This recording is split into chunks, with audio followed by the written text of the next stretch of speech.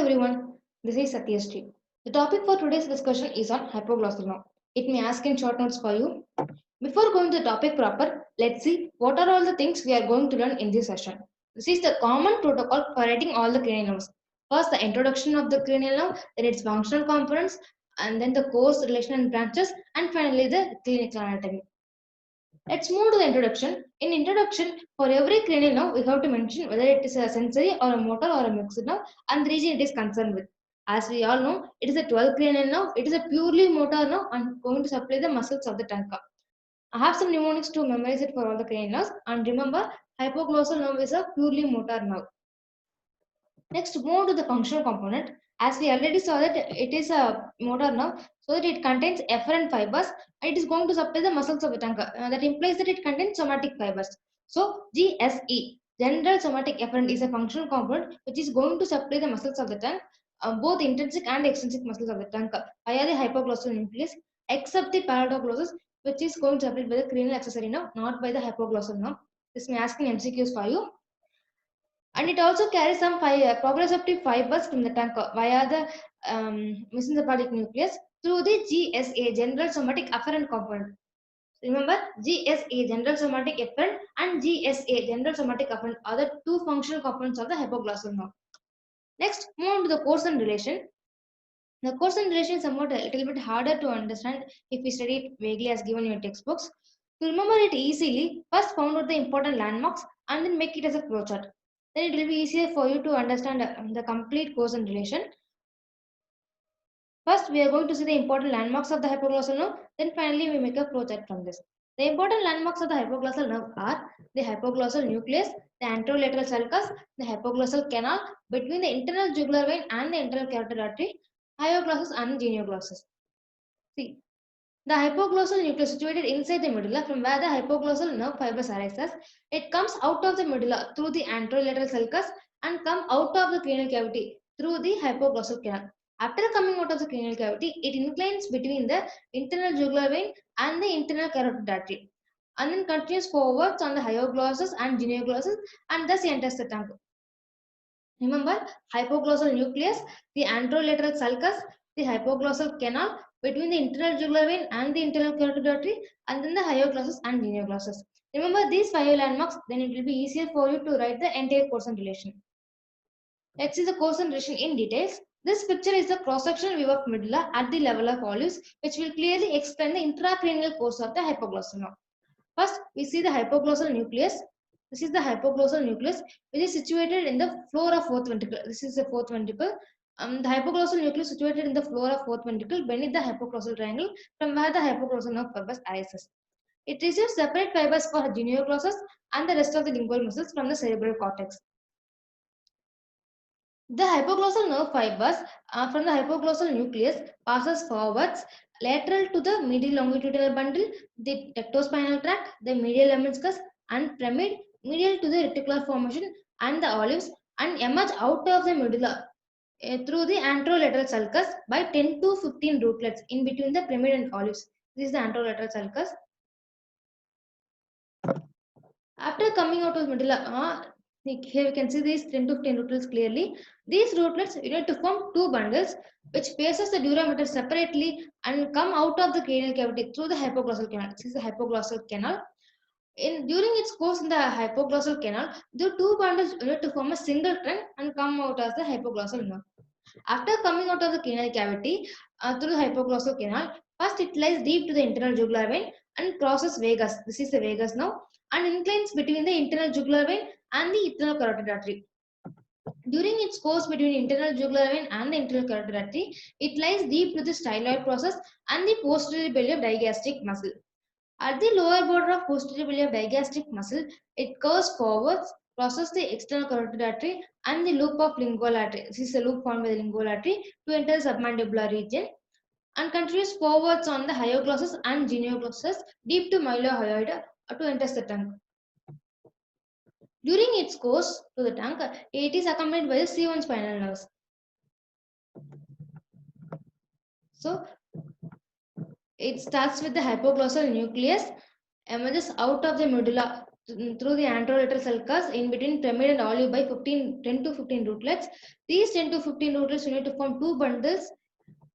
These two bundles faces the durameter separately and come out of the cranial cavity through the hypoglossal canal. During its course in the hypoglossal canal, the two bundles unite to form a single trunk. After coming out of the cranial cavity through the hypoglossal canal, first the nerve lies deep to the internal jugular vein, crosses the vagus, inclines between the internal jugular vein and the internal carotid artery.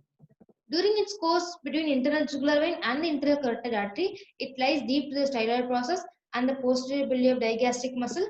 At the lower border of posterior biliary digastric, it curves forwards, crosses the external carotid artery and the loop of lingual artery to enter the submandibular region and continues forwards on the hyoglossus and genioglossus and thus enters the trunk. During its course to the trunk, it is accompanied by the C1 spinal nerves.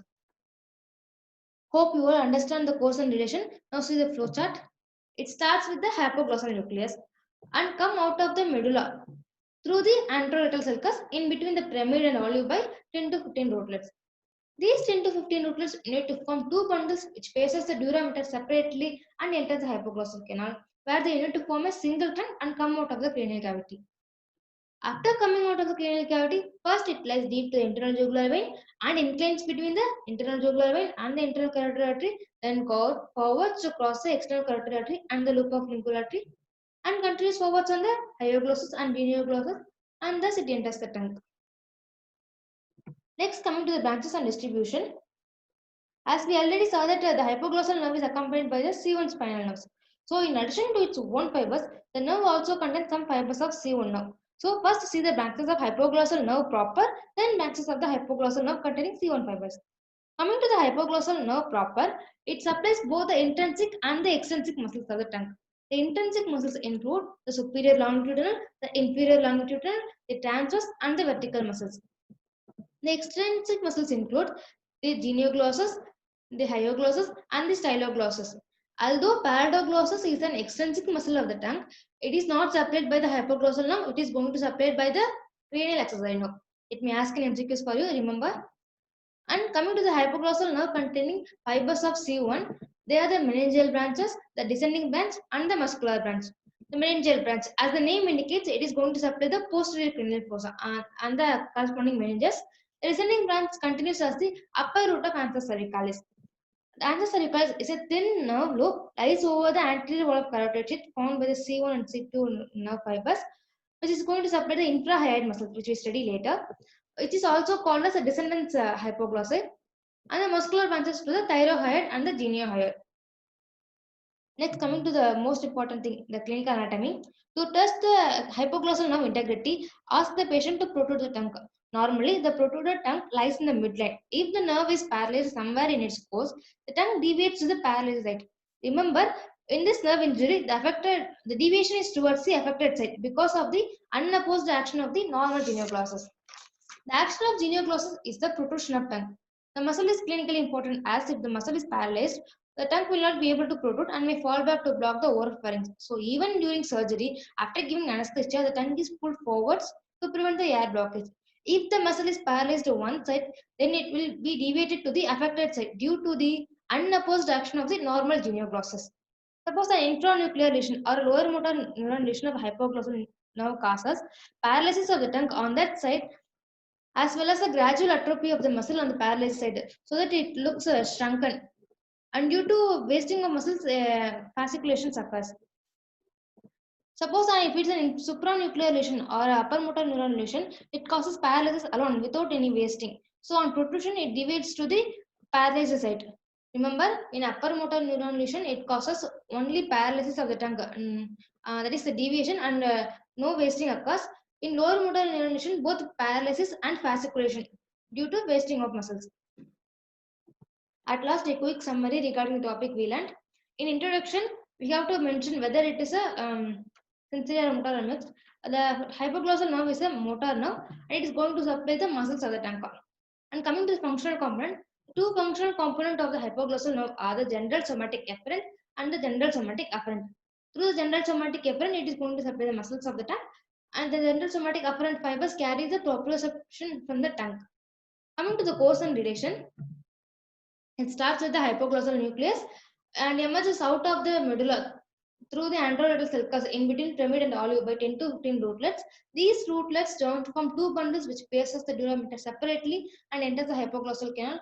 During its course in the hypoglossal canal, they unite together to form a single trunk and come out of the cranial cavity. After coming out of the cranial cavity, it lies deep to the internal jugular vein, inclines between internal jugular vein and internal carotid artery, deep to the styloid process and the posterior biliary digastric muscle, then curve forwards to cross the external carotid artery and the loop of lingual artery and continues forwards on the hyoglossus and genioglossus and thus enters the trunk. Then coming to the branches at supply, from the hypoglossal nerve proper, it is going to supply the intrinsic and extrinsic muscles of the tongue except the palatoglossus, and with C1 fibers, they are the meningeal branches, the descending branches and the muscular branches. Coming to the clinical anatomy, in supranuclear lesion, it causes paralysis alone without any wasting. In infranuclear lesion, paralysis occurs as well as the fasciculations occur. That's all about the hypoglossal nerve. Thank you.